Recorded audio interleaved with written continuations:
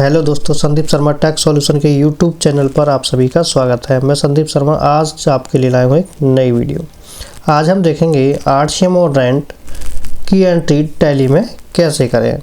यदि आप भी रेंट के ऊपर आरसीएम में जीएसटी पे कर रहे हैं तो आपको आरसीएम और रेंट की एंट्री टैली में कैसे करनी है आज हम जानेंगे इस वीडियो में। तो चलिए शुरू करते हैं। जैसे कि मैंने यहाँ पर ओपन कर लिया है। एज पर notification number 9/2024 integrated tax rate dated 8 October 2024। Notification number 9/2024 के अनुसार जो कि इशू की गई है 8 अक्टूबर 2024 को। इसमें क्या बोला गया है, RCM shall be applicable to services by way of renting any property other than a residential dwelling provided by any unregistered person to registered person। कहने का क्या मतलब है, किसी भी अनरजिस्टर्ड पर्सन के द्वारा किसी भी रजिस्टर्ड पर्सन को अदर देन ए रेजिडेंशियल ड्वेलिंग किसी भी प्रॉपर्टी की रेंटिंग की सर्विस प्रोवाइड की जा रही है तो उस पर आरसीएम एप्लीकेबल होगा। यहाँ पर आपको ये क्लियर हुआ होगा। ये नोटिफिकेशन कब से इफेक्टिव है, कब से एप्लीकेबल है। This notification come into force from October 10 2024। ये 10 अक्टूबर 2024 से नोटिफिकेशन एप्लीकेबल है। यदि आप 10 अक्टूबर 2024 के बाद किसी भी अनरजिस्टर्ड पर्सन को किसी कॉमर्शियल प्रॉपर्टी या शॉप के लिए रेंट दे रहे हैं तो उस पर आपको आरसीएम पे करना पड़ेगा। यहाँ पर मैं आपको एग्जाम्पल से समझा देता हूँ, फिर मैं आपको इसकी एंट्री टैली में करके बताऊँगा टैली में इसकी एंट्री कैसे होती है। यहाँ पर देखेंगे for example XYZ private limited, एक XYZ प्राइवेट लिमिटेड है, pays property rent to ABC enterprises amounting 18,000 रुपये। ABC enterprises is an unregistered taxpayer and gives an invoice of rent. कहने का क्या मतलब है, जो XYZ प्राइवेट लिमिटेड है वो ABC एंटरप्राइजेज को 18,000 रुपये का रेंट पे कर रही है और जो ABC एंटरप्राइजेज है वो एक अनरजिस्टर्ड टैक्स पेयर है और वो रेंट का इनवॉइस देता है। कहने का मतलब क्या है, जो XYZ प्राइवेट लिमिटेड है वो ABC एंटरप्राइजेज को 18,000 रुपये का रेंट पे कर रहा है और जो ABC एंटरप्राइजेज है वो क्या है, अनरजिस्टर्ड टैक्स पेयर है और वह रेंट का इनवॉइस देता है। तो इसकी एंट्री टैली में आपको कैसे करनी है यहाँ पर देखेंगे। Now let's check how to make an entry on this. इसकी एंट्री आप कैसे करेंगे। यहाँ पर मैंने अमाउंट लिख दिया है, रेंट अमाउंट कितना है 18,000 रुपये। इस पर आपको CGST अंडर आरसीएम कितना देना पड़ेगा 1620 रुपये। SGST अंडर आरसीएम कितना देना पड़ेगा 1620 रुपये। जो कि रेंट का हमारा रेट है वो कितना है 18% है। तो यहाँ पर CGST SGST कितना लगेगा 9% 9% CGST 9% SGST आपको आरसीएम में GST पे करना पड़ेगा। तो चलिए मैं आपको इसकी एंट्री टैली में करके दिखा देता हूँ। इसके लिए मैं यहाँ पर अपना टैली ओपन कर लेता हूँ। यहाँ पर मैंने टैली ओपन कर लिया है।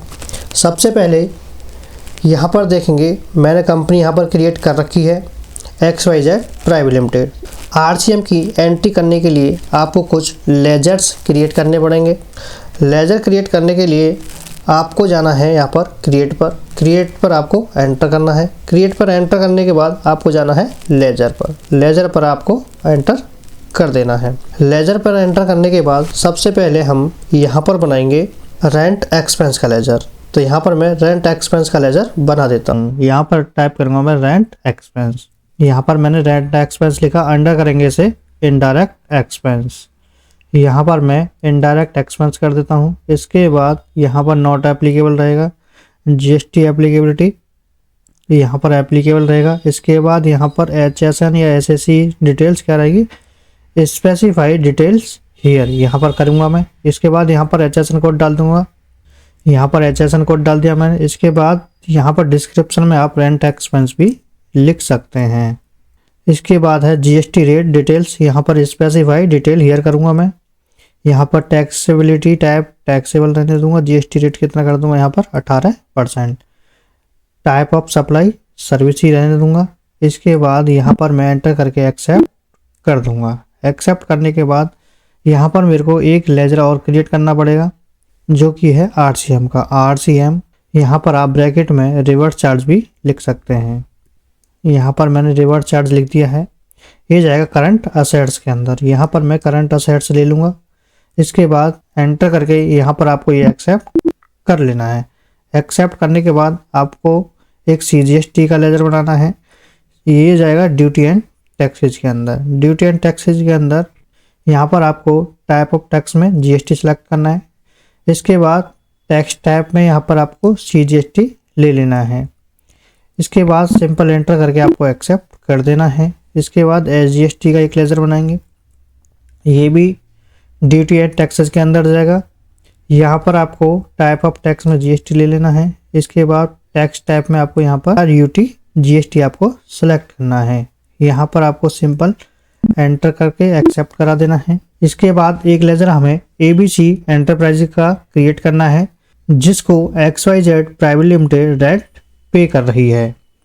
तो मैं आपको एक बार दिखा देता हूँ। यहाँ पर जो XYZ प्राइवेट लिमिटेड है वो रेंट किसको पे कर रही है? ABC एंटरप्राइजेज को। तो यहाँ पर हमें एक ABC एंटरप्राइजेज का लेजर भी क्रिएट करना होगा। यहाँ पर मैं ABC एंटरप्राइजेज का लेजर क्रिएट कर लेता हूँ। ये जाएगा हमारा सन्ड्री क्रेडिटर के अंदर। सन्ड्री क्रेडिटर के अंदर इसको आप यहाँ पर रजिस्ट्रेशन टाइप में अनरजिस्टर्ड सेलेक्ट करेंगे, क्योंकि ABC एंटरप्राइज क्या है? अनरजिस्टर्ड है। तो यहाँ पर मैं अनरजिस्टर्ड सेलेक्ट करने के बाद सिंपल एक्सेप्ट करा दूंगा। सिंपल एक्सेप्ट करने के बाद यहाँ पर मेरे सारे लेजर्स क्रिएट हो चुके हैं। इसके बाद में एस्केप दबाऊंगा। यहाँ पर मैं गेटवे ऑफ टैली पर आ चुका हूँ। इसके बाद आपने जो भी लेजर्स क्रिएट करे हैं उन्हें देखने के लिए या उसमें कुछ करेक्शन करने के लिए, कुछ अल्टर करने के लिए सबसे पहले आपको जाना है अल्टर पर। अल्टर पर आपको एंटर करना है। अल्टर पर एंटर करने के बाद यहाँ पर आपको लेजर पर जाना है। लेजर पर एंटर करने के बाद आप यहाँ पर अपने सारे लेजर्स देख सकते हैं। उसमें आपको कुछ करेक्शन करनी है, कुछ अल्टर करना है, तो आप उस पर सिंपल एंटर करके अल्टर कर सकते हैं। इसके बाद मैं एस्केप दबाऊंगा, बाहर आ जाऊंगा। इसके बाद रेंट की एंट्री करने के लिए मेरे को जाना है वाउचर्स में। तो वाउचर्स पे मैं एंटर करूंगा। एंटर करने के बाद यहाँ पर मेरा जनरल वाउचर ओपन है। यदि आपका कोई और वाउचर आ रहा है तो यहाँ पर आप F7 भी प्रेस कर सकते हैं, या आप सिंपल यहाँ पर जनरल पर क्लिक कर सकते हैं। सबसे पहले मैं यहाँ पर लूंगा रेंट एक्सपेंस। रेंट एक्सपेंस को मैं यहाँ पर क्या करूंगा? डेबिट करूंगा। रेंट एक्सपेंस कितना है हमारा? यहाँ पर 18,000 रुपये। मैं आपको यहाँ पर दिखा भी देता हूँ। ये देखेंगे यहाँ पर रेंट अमाउंट कितना है? 18,000 रुपये। CGST का अमाउंट कितना है? 1620 रुपये। SGST का जो अमाउंट है वो कितना है? 1620 रुपये। इसके बाद यहाँ पर डेबिट करेंगे RCM। RCM कितना हो गया? 3240 रुपये। 1620 CGST, 1620 SGST। इसके बाद यहाँ पर आपको CGST ले लेना है। CGST करने से पहले आपको यहाँ पर ऑल्ट के साथ J प्रेस करना है। ऑल्ट के साथ J प्रेस भी कर सकते हैं आप, या यहाँ पर आप स्टेट एडजस्टमेंट पर भी क्लिक कर सकते हैं। जैसे मैं यहाँ पर ऑल्ट के साथ J प्रेस करता हूँ। यहाँ पर देखेंगे टाइप ऑफ टैक्स। यहाँ पर आपको GST ले लेना है इसमें। इसके बाद नेचर ऑफ एडजस्टमेंट, यहाँ पर आपको अपनी पहले लायबिलिटी को इंक्रीज करना है। तो यहाँ पर लायबिलिटी इंक्रीज करने के लिए increase in tax liability, nature of adjustment में आपको increase in tax liability select करना है। इसके बाद एडिशनल नेचर ऑफ एडजस्टमेंट, यहाँ पर आपको purchase from unregistered dealer select कर लेना है। जैसे मैं यहाँ पर purchase from unregistered dealer select कर लेता हूँ। इसके बाद यहाँ पर आपको CGST सेलेक्ट करना है। CGST सेलेक्ट करने के बाद यहाँ पर आपको जो रेंट पर GST का रेट है वो आपको यहाँ पर डालना होगा। जैसे मैं यहाँ पर डालता हूँ 18,000 रुपये। टैक्सेबल वैल्यू कितनी है? जो XYZ प्राइवेट लिमिटेड जो ABC एंटरप्राइजेज को रेंट पे करीब कितना है? 18,000 रुपये। तो यहाँ पर टैक्सेबल वैल्यू कितनी होगी? 18,000 रुपये। तो यहाँ पर जो CGST का अमाउंट है वो कितना है? 1620 रुपये। इसके बाद यहाँ पर SGST लेंगे। SGST सेलेक्ट करने के बाद यहाँ पर रेट और टैक्सेबल वैल्यू ऑटो फिल होकर के आ रही हैं। अभी हमने CGST में ये वैल्यू फिल की हैं, तो वहाँ से ये SGST में ऑटो फिल होकर के आ रही हैं। यहाँ पर आपको फिल करने की कोई नीड नहीं है। आपको यहाँ पर सिंपल एंटर करना है। एंटर करके यहाँ पर आपको SGST का अमाउंट डाल देना है। जैसे मैं यहाँ पर डाल देता हूँ 1620 रुपये। इसके बाद यहाँ पर आपको क्रेडिट करना है ABC एंटरप्राइजेज को। यहाँ पर मैं ABC एंटरप्राइजेज को क्रेडिट कर देता हूँ। ABC एंटरप्राइजेज का अमाउंट यहाँ पर आ चुका है 18,000 रुपये। इसके बाद सिंपल आपको यहाँ पर एंटर करना है। प्रोवाइड जीएसटी डिटेल्स आपको यस करना है। यस करने के बाद यहाँ पर आपको पार्टी नेम सेलेक्ट कर लेना है। पार्टी नेम में हम यहाँ पर सेलेक्ट करेंगे एबीसी एंटरप्राइजेज। आपको सिंपल एंटर करके यहाँ पर एक्सेप्ट कर देना है। यहाँ से आप डेट भी चेंज कर सकते हैं। F2 करेंगे। F2 करके आप जिस डेट में आप एंट्री कर रहे हैं वो डेट आप यहाँ पर F2 प्रेस करके डेट चेंज कर सकते हैं। जैसे मैं यहाँ पर कर रहा हूँ 4/1/2025। F2 करके मैंने यहाँ पर डेट चेंज कर ली है। इसके बाद सिंपल आपको यहाँ पर एक्सेप्ट करा देना है। जैसे मैंने यहाँ पर एक्सेप्ट करा दिया है। अब मैं देखता हूँ इसका 3B में क्या इम्पैक्ट पड़ता है। 3B में ये एंट्री कहाँ पर शो होगी, तो इसके लिए मैं एस्केप दबाऊंगा। एस्केप दबाने के बाद यहाँ पर डिस्प्ले मोर रिपोर्ट्स में जाऊंगा। डिस्प्ले मोर रिपोर्ट्स में जाने के बाद स्टेचरी रिपोर्ट्स में जाऊंगा। स्टेचरी रिपोर्ट्स में जाने के बाद जीएसटी रिपोर्ट्स पर एंटर करूंगा। जीएसटी रिपोर्ट्स पर एंटर करने के बाद जीएसटीआर 3B पर एंटर करने के बाद यहाँ पर मैं पीरियड के लिए ऑल्ट के साथ F2 प्रेस करूंगा।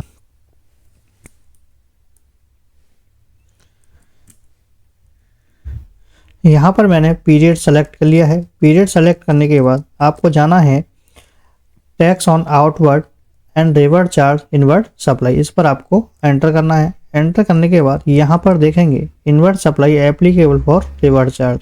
यहाँ पर मेरी जो 18,000 रुपये की एंट्री जो हमने अभी की है रिवर्ड चार्ज की, वो यहाँ पर आ चुकी है। इस पर मैं एंटर करके आपको दिखा देता हूँ। यहाँ पर देखेंगे जो लैंडलॉर्ड है, जो एबीसी एंटरप्राइज है, वो यहाँ पर आ चुका है। टैक्सेबल वैल्यू आ चुकी है। सीजीएसटी एसजीएसटी का यहाँ पर अमाउंट आ चुका है। इस पर मैं सिंपल एंटर करूंगा तो जहां मैंने एंट्री करी थी वो वाउचर ओपन हो जाएगा। में आपको यहाँ पर एंट्री ये दिख जाएगी। जीएसटी पोर्टल पर भी आपको सेम इसी कॉलम में अपनी फिगर एंटर करनी है। जो फिगर ये टैली में आ रही है, inward supply applicable for revered charge, आपको इस वाले कॉलम में रिवर्ड चार्ज की लायबिलिटी वाली एंट्री आपको करनी होगी। रिवर्ड चार्ज की लायबिलिटी आप यहाँ से बुक कर सकते हैं। अब बात आती है इनपुट टैक्स क्रेडिट की। इनपुट टैक्स क्रेडिट की एंट्री आपको कैसे करनी है मैं आपको बता देता हूं। यहाँ तो रिवर्ड चार्ज की लायबिलिटी को बुक कर दिया है। अब आपको इसका इनपुट भी क्लेम करना है। तो इनपुट क्लेम करने के लिए मैं आपको एक एंट्री बता देता हूं।